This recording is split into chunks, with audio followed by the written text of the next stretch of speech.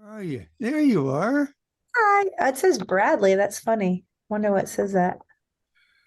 By the way, I meant to show you this 3 interviews ago. The reason why I love what you do so much is because you remind me of Janis. Oh, And that's Janis and I backstage. wow. But, it, Oh, but in order to get the interview with Janis, you had to drink with her. And I couldn't drink. I had no, and she would laugh her head off because I couldn't finish the interview. Very oh, fun. oh my goodness. Isn't that funny? Okay. In case you It's funny forgot, you say this that is because I just got a text today from Yorma, and he always tells me that I remind him of Janice too, there because you they were go. close. See what I'm saying? Yeah, I got a few people like that. Another one is a Bobby Weir. He's another Ah, one. Yeah. And Wavy Gravy. that wavy. He texted me yesterday too. It's so funny. They always stay in touch. Hello. Hello, how are you? I'm very well, Susan. I hope, by the way, is this the first uh, day you didn't have to drive anybody to school? Yeah. Oh, yeah. My kids are all in college now. Yeah. Well, I thought even driving back to college, I thought maybe. Um, No, my oldest is graduating from college in December.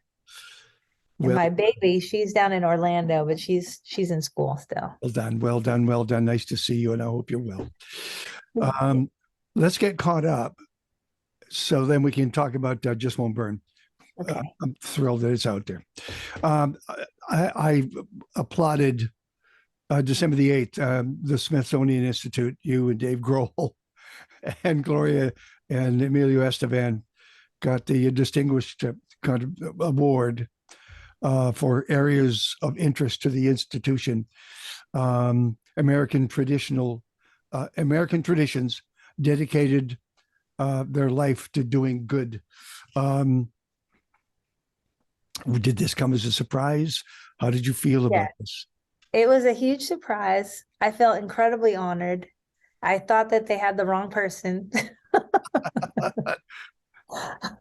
But I feel incredibly thankful and yeah, I was really very surprised to get that call for that. And then of course Gloria Stefan and her husband are incredible and they obviously are somebody that should be chosen for that award because they have definitely made huge strides in music and everything. So I don't know. I thought I was a little surprised by it, but I was very honored and very humbled by it. And it was an incredible experience. And I loved getting to meet Dave Grohl too. He's such a sweetheart. And it was really cool to meet him. He was really down to earth.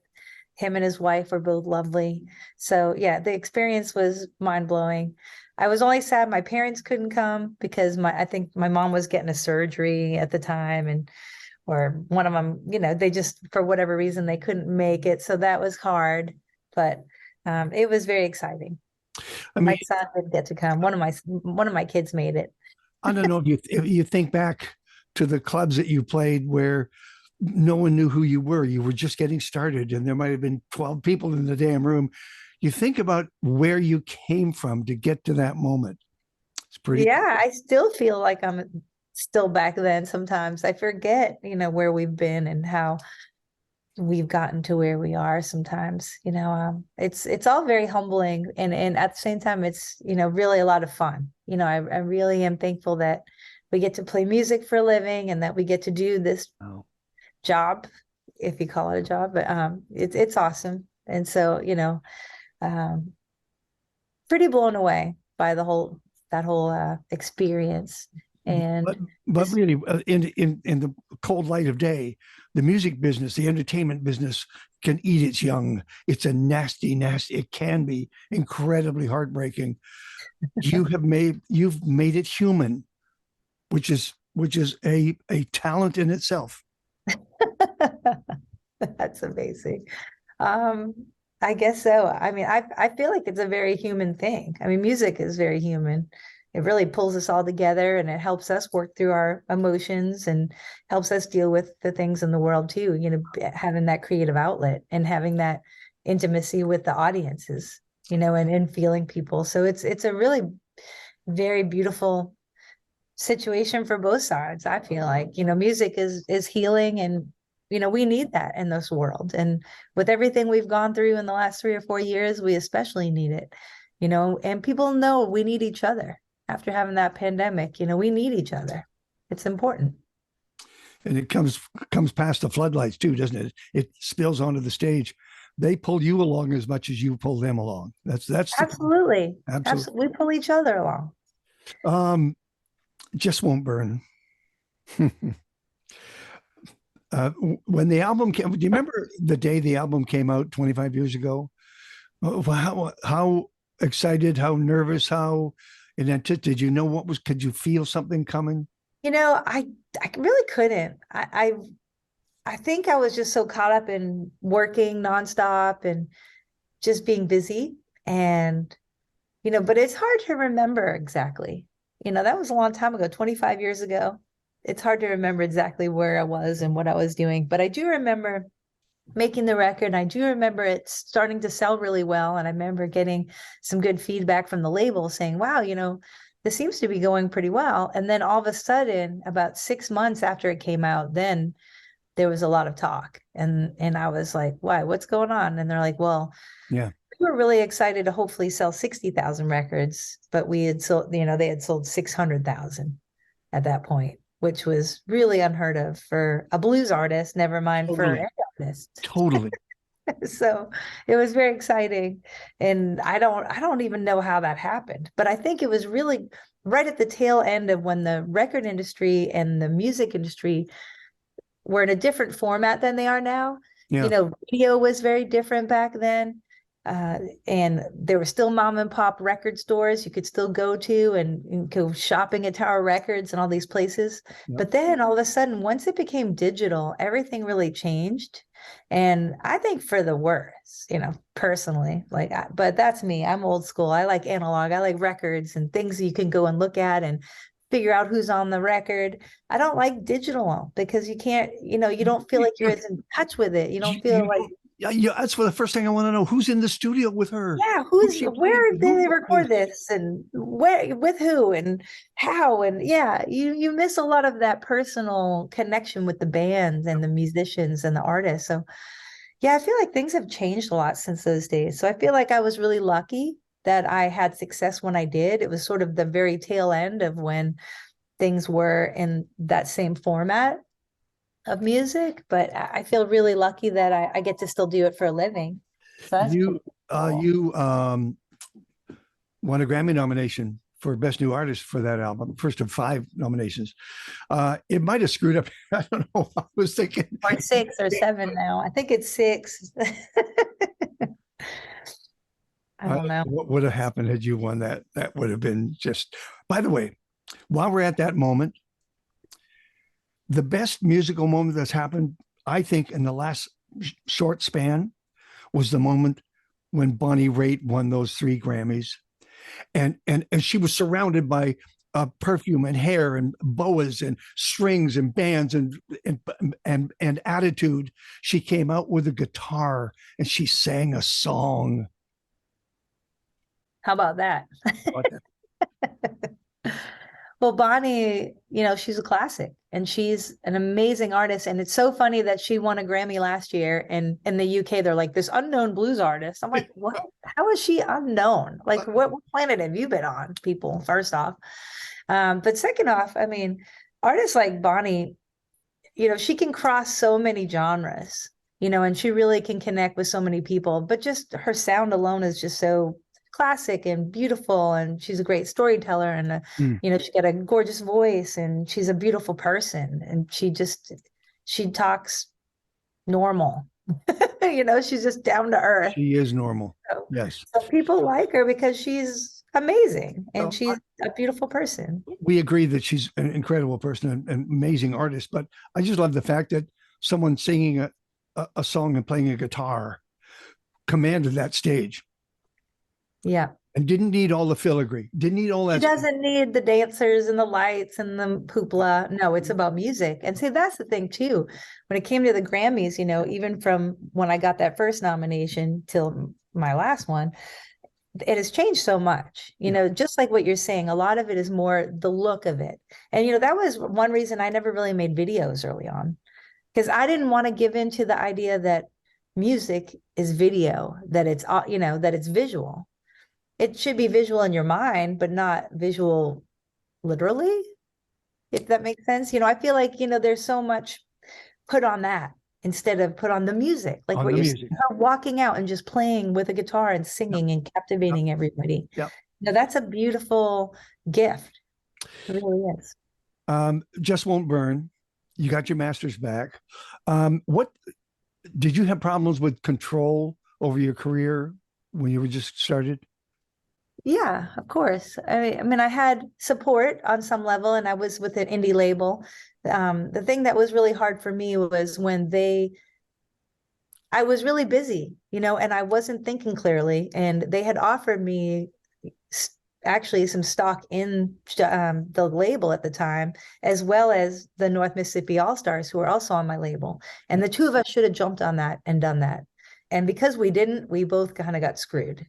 And when I say that, it's because in my deal, I was supposed to have first right to buy my masters if they were going to sell, you Sure. know, my stuff or whatever. Well, instead of selling it, they dissolved the company into another company and they kind of got out of it. So it was like a weird loophole. Yeah. And then I didn't have any control over it. I didn't have any control of those masters, or they took those masters and they made other like best of volumes and stuff. And I'm like, what best of? This just came out. Like, what are you doing? So there was a lot of stuff I didn't have control over at the time. And then when I did go back to buy the masters and I spent money to get them, I didn't even get physical masters. I still don't even have physical masters because they're like, oh, we don't know where they are. They're lost. I'm like, so it's almost like I had to spend money just to have the right to own the masters, you know, for the licensing. But then it's all just such malarkey, you know, at the end of the day, the industry is not set up in a way that really protects artists. And that's, you know, in a way, that's what SAG-AFTRA is going through right now with actors. And Sure. I'm like, oh, good. Now actors know what it's like to be a musician. There you go. So you don't want people just taking your stuff and selling it cheap. Like they get upset about Netflix and these things. Well, it's the same with all of like the big budget places like Walmart and, you know, in the old days, Kmart and people, they could buy your stuff for cheaper, you know, and then give you a smaller royalty rate. It's the same kind of stuff going on. I just let me a scenario here. I mean, if Dolly can do a rock record coming out in November with Sting and Wilson and John Fogerty and Paul and Ringo and Frampton, Chris Stapleton, couldn't you do a country record? Absolutely. Absolutely. I could make a rock or a country record. I could make a punk record. I could make a gospel record. I could make a record. Now you're talking. And these are all things that I want to do someday. And I just have to figure out how to organize my time where I can prepare to do those things. You know, that's the thing I'm learning. Can I ask you about the covers? The Little by Little, Junior Wells, one of my all-time favorite tracks. Total, total, total. And it must be a joy to play. Oh, that's a fun one. Yeah, it's definitely fun. It's really fun with Buddy. Getting to do that one with Buddy Guy sometimes. It's really fun. Ruth Brown. I started the show last week with Ruth Brown. Mama He Treats Your Daughter Mean. Well, did she ever sing that? From 1953. So was that one of your favorites when you were? Yeah, that was definitely a favorite one to play. And I was trying to do it, and I had seen her in concert back in the day, and I did get to see her perform that. And she does it more like a swing tune. Yeah. You know, but then I decided I wanted to do it more like a Texas blues kind of thing at the time, back in the 90s, just because Stevie Ray was so big and I love Jimmy Vaughn and Stevie. And I just thought it would be cool to kind of give it that kind of a flair. Hey, Susan, I went to Instagram and I saw a shot of you and John Prine, Angel from Montgomery. Did he tell you anything about the song that you didn't already know? Well, it was really sweet because I told him, I was like, I'm really sorry I messed up your words. I always sing it backwards. You know, if the lightning and the desire, I kind of have them a little, I don't know. I thought I kind of sang them backwards from the original, but he was very sweet and said somehow that was his favorite version of it, was my version. Yeah. So I was like, are you insane? Because that doesn't make any sense. My favorite version is you and Bonnie. doing it together. Yeah. And it's been covered a lot. Now, on your originals on the album, You Need to Be With Me, I Found Someone New, Looking for Answers, Just Won't Burn, and a Friar's Point. Love Friar's Point. 16 tracks in total. So the bonus tracks, well, take us through the bonus tracks, because you wanted to add stuff. Didn't want to do just the album as people knew Right. it. Where's the bonus? Yeah. Exactly. So we did find some old tapes that had, they weren't the masters, but they were some other old tapes from back then when we recorded it. And we had a version of Looking for Answers that was more of an alternative version. Yeah. And so back then I was sort of diving into like more like that indie rock, grunge, Seattle kind of stuff. And so that's where that version of Looking for Answers was sort of coming from. And I had friends, this friend, Mike Levesque, who is a great drummer, also from Boston, and his friend, Norm Demora, who we used to call Screaming Bird of Truth or something like that. He had some silly name. But the two of them were the ones that actually came up with these alternate versions of these songs. So Looking for Answers and Waste of My Time. Now, Waste of My Time is originally a country song, more like a John Prine kind of a song. And it really sounds more like a John Prine song, but then the free version that's going to be on this one is more like the alternative kind of more grungy version. I congratulated you and Derek on the whole idea of going into New York and not just playing 1 or 2 nights, but staying for 10 days or 2 weeks or however long. You got a mini vacation. You were already set up. Your sound check is done. You can record. You can have guests. It's the way to go. You don't beat yourself up, and you get recordings. Well, yeah, that was great. It is, but you know what? Those are actually a lot more work than you realize because for our band, we don't repeat songs. So if we do 8 shows, we do 8 shows with all different songs. So that's at least 80 to 100 songs in 1 week. Okay. And if you think of it that way, it's not easy. All right. Okay. So if it's us doing a residency and we're old and we're doing the same repertoire, but our band isn't like that. So it's actually a lot of work. So that's why this year we're not doing the Beacon for 8 nights. We're doing 1 night at Madison Square Garden. Okay, well. And 1 night at Boston Garden. But that's just because I need a year off. And next year we'll probably do longer residencies again. But you just can't keep up at this pace all the time, and it's also fun to, make it a celebration and do something a little different and see, what can come out of it. It'll be fun. A time frame here, if you will, Susan. Album came out April. I think it was February of 98. 98, February 98. There's an Instagram photo of you taken in 2000. You and Derek standing side by each. You're such babies. I can't believe that shot. And I think Eric Krasno was in there as well. I mean, I'm looking at you thinking, you have no idea what's going to happen to you two, or did you? Do you remember that shot? And do you remember? Yeah, no, I mean, I don't think we knew at that point, no. Because that was 2000 and we didn't get married until 2001. Yes. And, so we didn't know what the future had in store for us, especially the two of us being as busy of the musicians that we were, and still are. Where was the spark? Well, there was a spark right away. And the spark was the things that we had in common. Yeah. It was almost like, here is a musician who can finish my sentences as a singer. He can play it on a guitar, which that's very rare.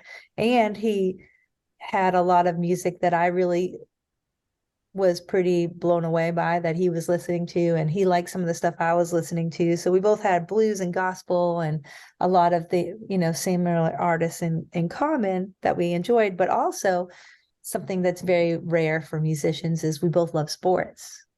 And so that was sort of a big thing that we connected on too. And we're both very competitive people. So we work really hard, but we were playing one-on-one basketball against each other when we met. No. Oh yeah, like it's just so much fun. And he's a really great athlete. He's actually really good at everything, not just music. He's just good at everything. So anything he tries to do, if I can beat him at it, then I feel like I must be great. which I don't really beat him often at anything, but he's, we had a lot of things in common that we definitely connected on. And so I'd say music as well as sports, believe it or not. I'm sorry for your Boston Red Sox, by the way. That's okay. I'm actually a Braves fan because I've been with my husband. I've been down here in Florida for 24 years now, or 23 years. All right. And Derek has always been a Braves fan. Okay. So I grew up a Red Sox fan, which I do love the Red Sox. But since I've been here so long, and we even go to Braves games sometimes, and I just watch them all the time. They are fabulous. They are so exciting to watch right now that I'm like, Red Sox, who? I'm like, so honestly, I'm really big into the Braves, and I think that they could win the World Series this year. It would be really cool if one of those players walked out with their introduction music to your tunes. It would be really cool. That'd be cool. I noticed you were saying that you were uncomfortable or you weren't really interested in doing videos, but there's a couple of videos coming out today, if I'm not mistaken. Looking for Answers, live at the Beacon, and Voodoo Woman. Where did also at the Beacon? Yeah, so Voodoo Woman is not from the Beacon. Voodoo Woman is actually a recording that we made during the record. And so that was an original master. But as a video? No, the video, I don't know what they're sending out for videos. Yeah. So they're videos that people, that my team has probably put together and made it fun and creative. But honestly, it's not like I went and made a physical video for them. Thank you. You and I, the last time we talked, it was all about actually a two-parter on I Am the Moon. What was the journey like? And was it as all-encompassing as I thought it might be? Yeah. Oh, actually, quick, I got to go back to the last question real quick. Yep. And that is because I did just recently film some content where I play by myself and play some of those songs from the past. So it could be that video that they're releasing, but I don't know if it is because, I just don't know the timing on all of it. We'll play it for the folks out. They'll find out. So but as I Am the Moon was incredible. And obviously we were in the pandemic and we weren't allowed to tour, but we were planning to take off. So we had worked right up until March 13th. Yeah. Derek had played Madison Square Garden March 10th, and then March 12th we played at the Beacon for God's Love We Deliver, which is a benefit. It's sort of like a Meals on Wheels in New York City benefit show that we had done with Jackson Brown and Cyndi Lauper and all these different artists. David Letterman was there. It was just a really great charity. But then we thought, oh my gosh, we're going to have to cancel this because COVID was really starting to become a major thing that everyone was finally aware of.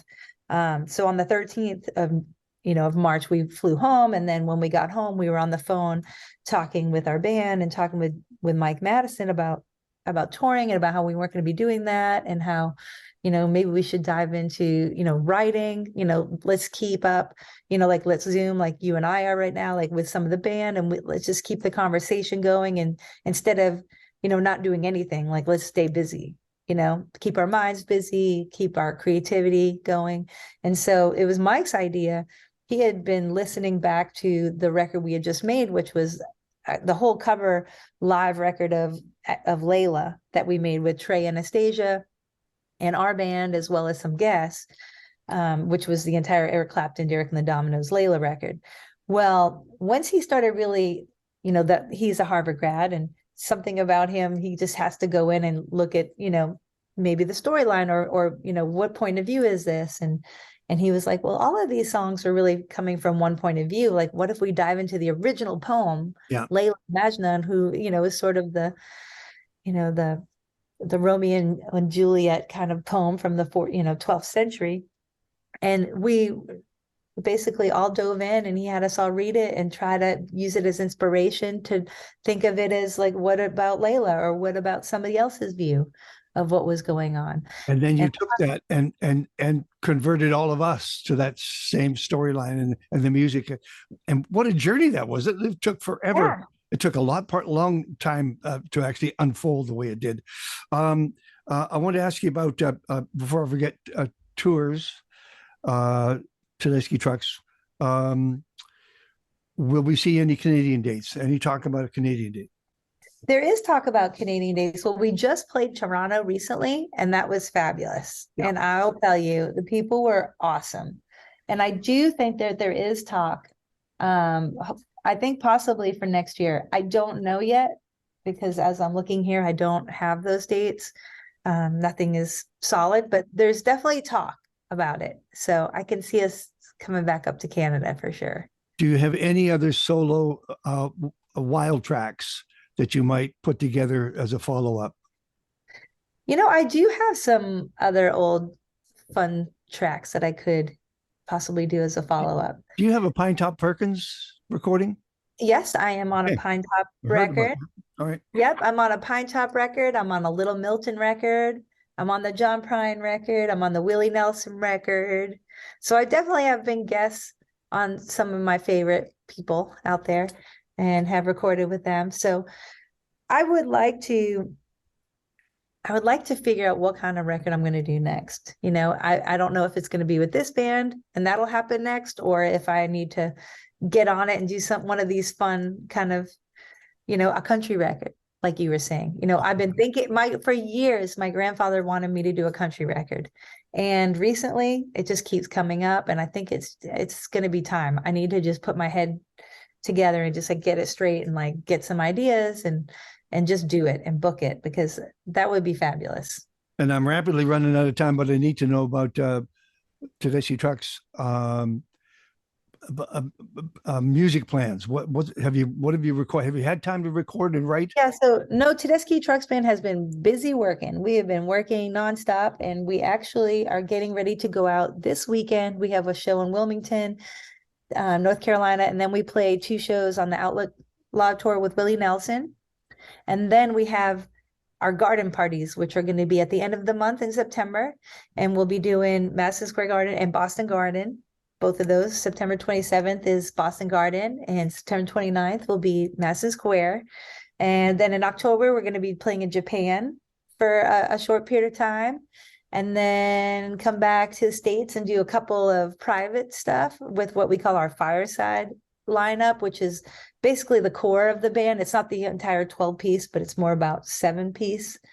And we have a few shows there, and then we'll have some time off. And I think that'll be a good time to figure out and make a plan for making a record. If you have time, I know I'm running out of time, but if you have time, you should go fishing. Where did you catch that trout that you're holding on Instagram? Oh, I caught that up in England when we went and did the Jeff Beck tribute with Eric Clapton. That's an incredible trout. Thank you. Did you catch it on the fly? On the fly? On a fly, yeah, fly rod. Well done. Thank you. This is where I live. This is a number of years ago. You can row for salmon. Whoa, those are one on the left is 44, the one on the right is 48 pounds. Whoa, now that's a big fish. That's double the size of my trout. Trout was like the size. It's just the experience of doing it. I want to thank you for your time. I know others want you. I will play this album and I'll tell them the story. Thank you so much. And honestly, I'm just so blown away that this is still doing so well and that people are excited about Just Won't Burn, because it has been so long, and it's just nice to hear that people are still supporting the record and are excited for it and to hear the new stuff. So I'm excited for that, and it's gonna inspire me to make a country record. So don't you worry. I'll get out there, get to work. And I want to live long enough to see you in the full-blown Tedeschi Trucks configuration do a halftime show at the Super Bowl. Let's go. Look at the Jaguars when we're in there. You got a Canadian quarterback that you got to take care of at the Jags. Take care of him. Oh, okay. We'll work on that. He's on the Who's that? Um, um, uh, I knew you might ask. He's on the practice squad. I was Nathan gonna say, Nathan Rourke is his name. Nathan Rourke. He's going to be a okay, star. Watch him. Nathan. Rourke. okay. Okay. I'll Thank you. keep my Thank, eye out for him. Well, thank you. thank Thank you. you. Thank you, And everybody involved. Thank you. thank you for having me. Take care. Lovely to see you again on Mulligan Stew.